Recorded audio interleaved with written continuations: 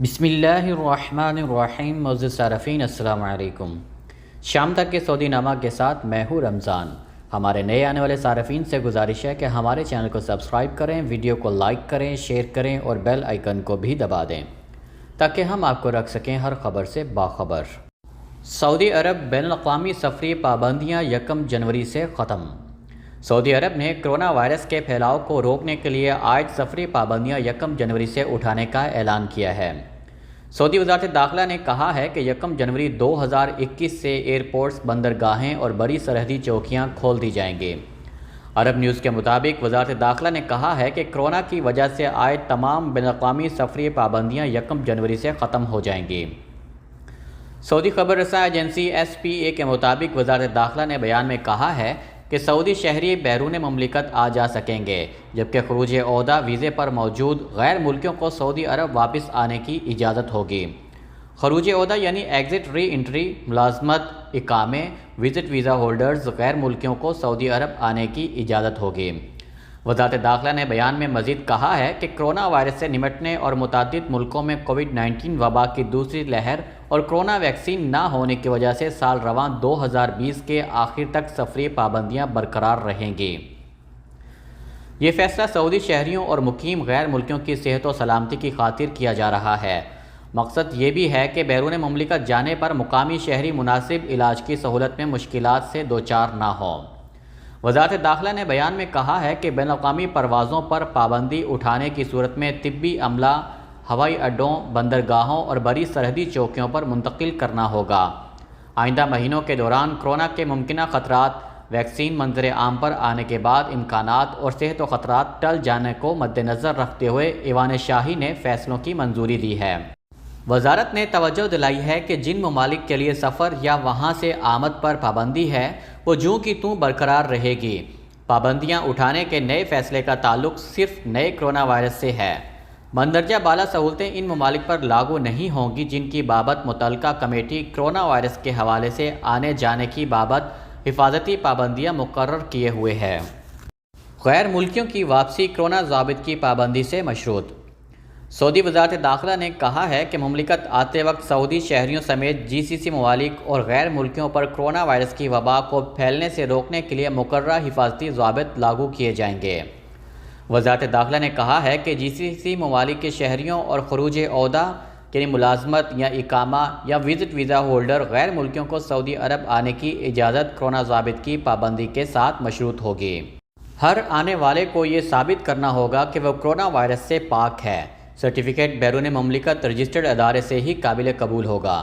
سعودی عرب پہنچنے سے 48 گھنٹے سے زیادہ پرانا ٹیسٹ کا سرٹیفکیٹ قابل قبول نہیں ہوگا۔ بیان میں مزید کہا گیا ہے کہ 1 جنوری 2021 سے مملکت سے بین الاقوامی پروازوں پر عائد پابندی جزوی طور پر اٹھائی جائے گی، مکمل طور پر نہیں۔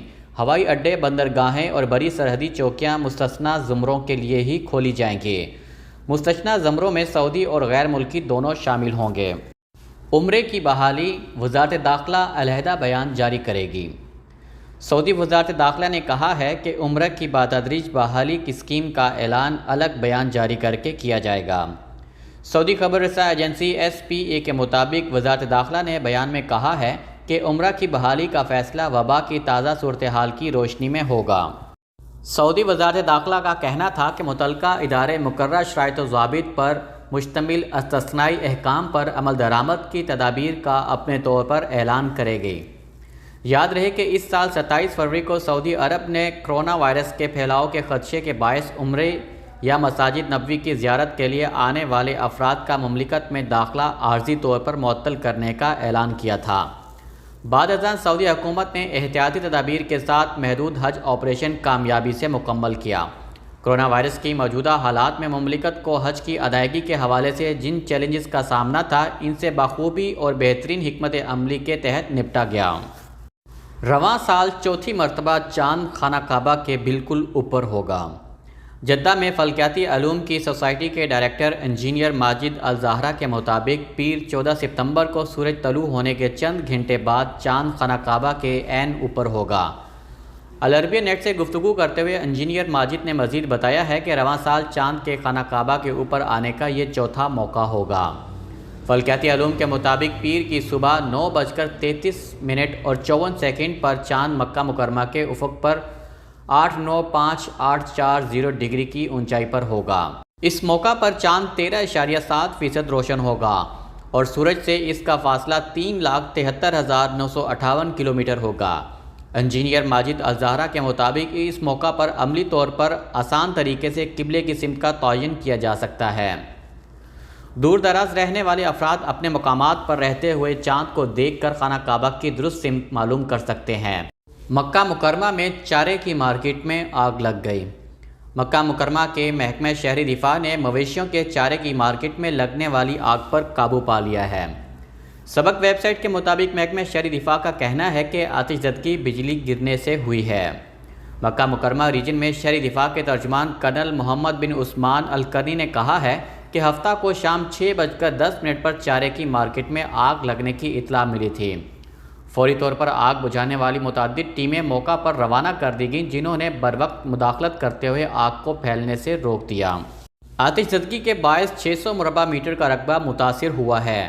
ٹیموں نے ریکارڈ وقت پر آگ پر قابو پا لیا۔